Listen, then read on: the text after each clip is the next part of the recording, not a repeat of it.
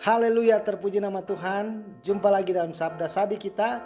Dan hari ini kita akan bersama-sama belajar dari kebenaran firman Tuhan yang terdapat dalam kitab 1 Tawarik 4 ayat 9 sampai dengan ayat yang ke-10. Ya, mari kita akan membaca kebenaran firman Tuhan di dalam 1 Tawarik 4 9 sampai dengan ayat yang ke-10. Demikian firman Tuhan. Yabes lebih dimuliakan daripada saudara-saudaranya. Nama Yabes itu diberi ibunya kepadanya sebab katanya, aku telah melahirkan dia dengan kesakitan. Yabes berseru kepada Allah Israel, katanya, kiranya engkau memberkati aku berlimpah-limpah dan memperluas daerahku, dan kiranya tanganmu menyertai aku dan melindungi aku daripada malapetaka, sehingga kesakitan tidak menimpa aku. Dan Allah mengabulkan permintaannya itu. Wow, luar biasa.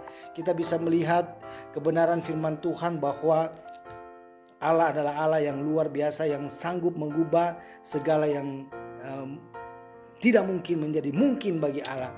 Kalau kita melihat dari kebenaran firman Tuhan ini, kita tahu tadi dikatakan bahwa Yabes itu adalah diberikan nama Yabes yang artinya adalah kesakitan. Tapi bagaimana kita melihat iman seorang yang bernama Yabes? Dia berdoa kepada Tuhan dan kita bisa melihat bahwa Allah menjawab, bahkan Allah mengabulkan permintaannya Yabes itu.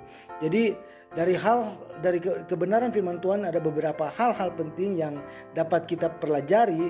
Yang pertama, bahwa segala sesuatu melampaui label dan takdir negatif. Jadi nama Yabes kita tahu tadi kan dikatakan ibunya melahirkan dengan susah payah, seolah-olah menjadi vonis penderitaan.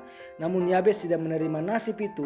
Ia menunjukkan bahwa latar belakang atau label seseorang itu tidak menentukan masa depannya, tetapi kita dapat memilih untuk berseru kepada Allah yang berdaulat untuk mengubah jalan hidup kita. Jadi berdoa untuk hal-hal yang biasa saja, tetapi meminta berkat yang berlimpah serta perluasan daerah dan perlindungan khusus untuk menunjukkan iman yang besar kepada Allah yang maha besar. Jadi doanya bersifat spesifik dan berani menunjukkan kerinduan untuk hidup yang lebih berarti daripada sekedar menderita.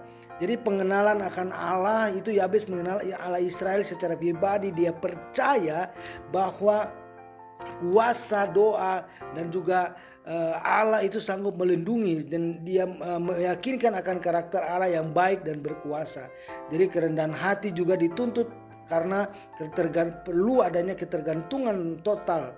Ya, jadi kita melihat di sini bahwa motivasi yang benar, harus memiliki motivasi yang benar. Jadi meskipun meminta berkat perluasan, Yabes tidak semata-mata untuk memperkaya diri, tetapi juga agar Tuhan memperluas wilayahnya di dalam hatinya, ya, sehingga agar dia dapat dijauhkan dari malapetaka dan dapat melayani Tuhan dengan lebih baik.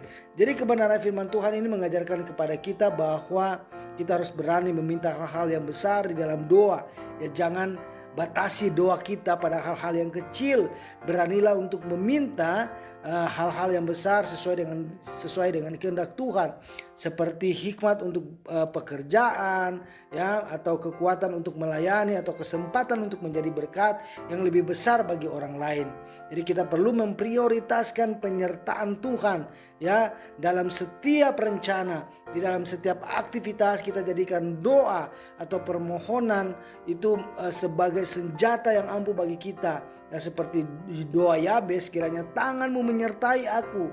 Ini memastikan bahwa setiap perluasan daerah yang kita alami adalah sesuai dengan kehendaknya, menjadi saluran berkat.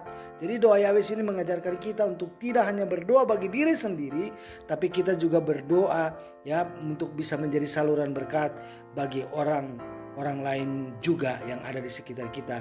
Jadi dalam hidup kita, mari kita belajar untuk tetap hidup, untuk mau menjadikan saluran berkat bagi orang lain. Doakan agar supaya melalui kehidupan saudara dan saya, orang lain juga merasakan kasih dan juga perlindungan Tuhan. Hidup dalam ketaatan sebelum Tuhan dapat memperluas pengaruh atau wilayah hidup kita, dia akan menolong hati kita. Jadi aplikasinya dalam kehidupan kita adalah mentaati perintah Tuhan dan hidup kudus di tengah dunia yang penuh dengan tantangan. Melalui renungan ini kita diingatkan bahwa doa yang tulus dan berani kepada Allah yang berkuasa akan mengubah kehidupan kita, akan mengubah takdir dari kesakitan menjadi berkat yang berlimpah dengan penyertaannya yang besar. Tuhan memberkati kita semua. Shalom.